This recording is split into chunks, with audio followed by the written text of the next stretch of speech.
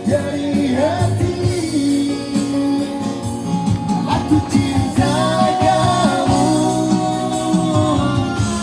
jadilah kau teman yang tahu kita satu. Yakinkan aku milikmu, aku milikmu. Assalamualaikum warahmatullahi wabarakatuh. Waalaikumsalam. Berjumpa kembali bersama channel MBC Utang Gunung. Sahabat semuanya, kali ini kita berada di momen yang berbeda.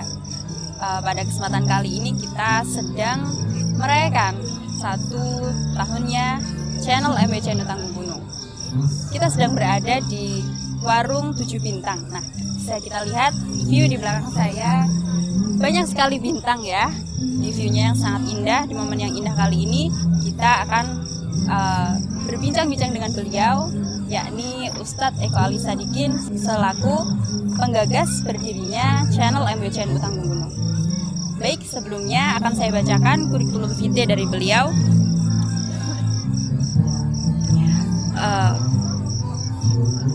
Beliau adalah Ustadz Eko Ali Sadikin. Beliau lahir di Tulung Agung pada 29 tahun yang lalu. Beliau mengenyam pendidikan formal sampai S1 dan non-formal di salah satu pondok pesantren di Kediri. Beliau pernah menjabat sebagai Ketua GP Ansor selama 3 periode, mulai dari tahun 2013 hingga tahun 2021. Sekarang beliau di pengurus cabang sebagai tim IT Nuker Lasisnu Kabupaten Tulung Agung sampai tahun 2024. Beliau juga menjadi tim cyber PJGP Ansor Kabupaten Tulung Agung hingga tahun 2024. Langsung saja ya, kita sapa beliau. Selamat malam Bapak. Selamat malam. Bagaimana kabarnya sehat? Alhamdulillah. Ya? Alhamdulillah. Baik Bapak, kita pada kesempatan kali ini akan berbincang-bincang sedikit mengenai tentang channel MBC Utang Gunung. Langsung saja ya Pak ke pertanyaan yang pertama, yakni apa sih Pak yang melatar belakangi Ustadz membuat konten MBC Utang Gunung? Ya, sebelumnya saya ucapkan selamat malam. Assalamualaikum warahmatullahi wabarakatuh. Waalaikumsalam. Kepada seluruh sahabat channel MBC Utang Gunung dimanapun berada. Dan Mbak Tasha, saya ucapkan selamat malam juga. Selamat malam Pak. Yang melatar belakangi saya untuk membuat channel MBC Utang Gunung via YouTube adalah karena tuntutan zaman. Orang zaman sekarang itu kalau disuruh baca itu berat, Malas ya Pak? malas untuk membaca. Nah, itu menjadi pemicu bagi saya bagaimana caranya dakwah Nahdlatul Ulama di Tanggung Gunung ini bisa dikemas sedemikian rupa dan bisa sampai ke masyarakat. Itu yang pertama. Yang kedua adalah kita tunjukkan kepada dunia bahwasanya Tanggung Gunung NU-nya tidak ketinggalan dengan MBC yang lain. Sekali ya.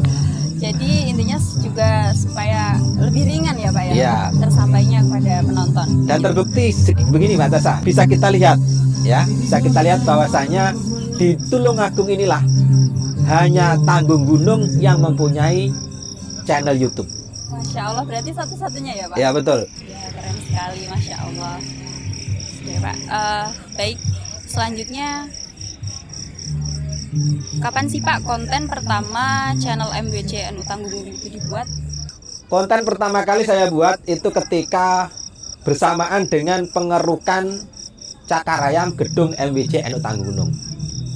Jadi bisa dilihat ya, bisa dilihat di konten pertama, insya Allah tanggal 29 Januari kalau tidak salah. Itu bersamaan dengan pengerukan Cakarayam gedung MBC Tanggung Gunung. Dengan harapan besar nanti sama-sama berkembangnya channel MBC Tanggung Gunung dalam berdakwah terus berkembang, dan ini menjadi cikal bakal Tanggung Gunung mempunyai rumah kemaslahatan umat gedung MBC Tanggung Gunung.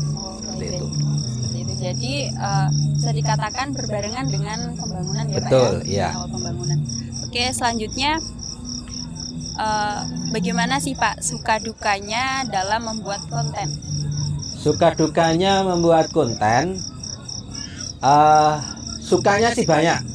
Saya itu kalau mengedit video ya awal-awalnya saya yang mengambil gambar sendiri, yang edit saya sendiri Ya Allah. sampai pagi, karena saya itu sangat seneng kalau ngedit video sampai lupa waktu, sampai pagi. Jadi kalau belum larut malam, ide-ide itu belum keluar. terpacu ya, Pak. Nanti kalau sudah anak istri sudah pada tidur, baru ide-ide itu keluar. Kalau sudah ide itu keluar, mata tidak mempunyai rasa ngantuk sama sekali. Kadung demen bahasanya seperti itu, kadung demen. Jadi sampai larut malam sekitar jam 2, jam 3 itu terbiasa saya membuat video-video semacam itu, editing seperti itu.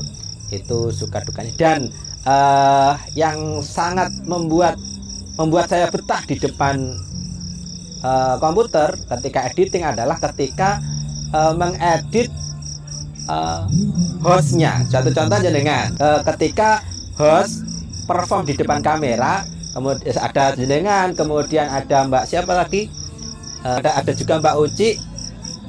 Yang membuat saya tertawa sendiri larut malam adalah ketika dia perform tetapi salah pengucapannya.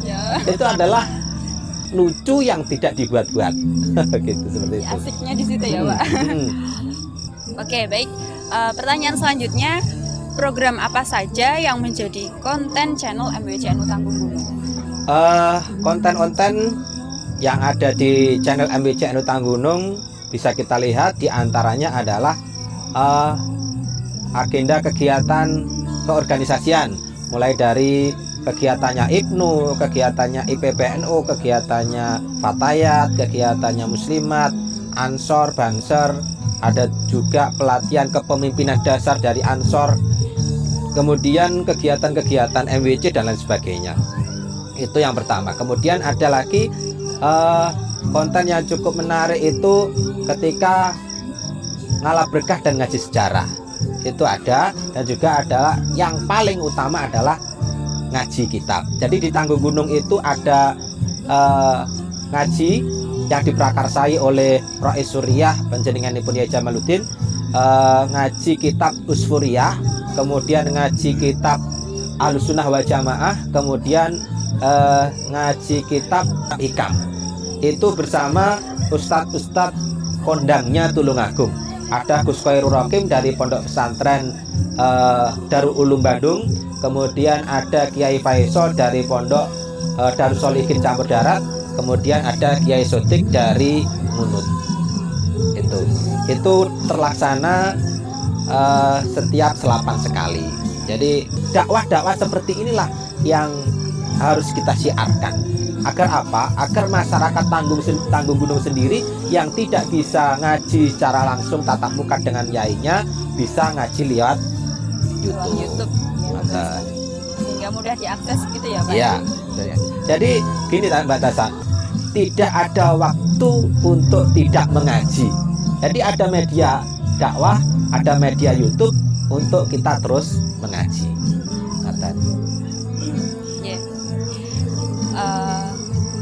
Pertanyaan selanjutnya ya, Pak. Ya. Saya lihat ada konten tentang ngalap berkah dan ngaji sejarah. Itu kira-kira tujuannya itu untuk apa sih, Pak? Oke. Konten ngalap berkah dan ngaji sejarah ini yang membuat saya senang ketika perjalanan mengupas sejarah di makam, suatu contoh ya, bersama Mas Amir, dan juga mungkin jenengan juga ikut, ada Mbak Uci, ada juga Mas Joko, semuanya pada ikut. Satu adalah kita berziarah mengenal pejuang-pejuang kita. Jadi kita sebagai generasi muda itu jangan hanya enaknya saja. Jadi kita harus mengetahui apa sih perjuangan beliaunya.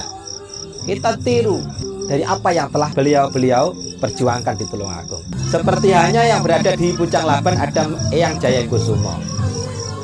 Jadi banyak orang berasumsi bahwasanya di makam Eyang Jayengkusumo itu disalahgunakan untuk mencari, suatu contoh, mohon maaf tanda kutip, mencari pesugihan. Nah, kita alihkan yang semacam itu. Kita alihkan. Itu memang hak prerogatif mereka sih. Tetapi kita sebagai pendakwah,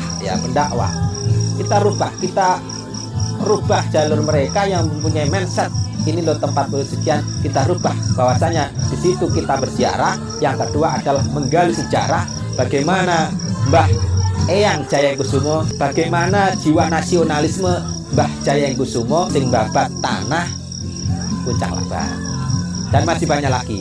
Jadi sekali lagi kita sebagai generasi muda yang perlu kita tekankan adalah kita teladani jerih payah beliau, pejuang-pejuang kita. Jangan hanya kita itu hidup di Indonesia, jangan hanya berpikir apa yang kita dapatkan dari negara kita, tetapi berpikirlah apa yang bisa kita perbuat untuk Negara Kesatuan Republik Indonesia. Seperti itu, Mbak. Keren sekali. Baik, pertanyaan terakhir ya, Pak. Ya. Menurut Bapak nih, apa sih harapan ke depan untuk channel MWC Anu Tanggungunung? Oke, sahabat semuanya, harapan besar dengan hadirnya channel MWC Anu Tanggungunung ke hadapan panjenengan semuanya, seperti yang saya katakan tadi, satu, jangan berpikiran tidak ada waktu untuk mengaji. Ada channel MWC Anu Tanggungunung yang menyajikan pengajian untuk kita semuanya. Itu yang pertama. Yang kedua adalah kita bisa meneladani dari pejuang kita bagaimana rasa nasionalismenya beliau. Seperti itu.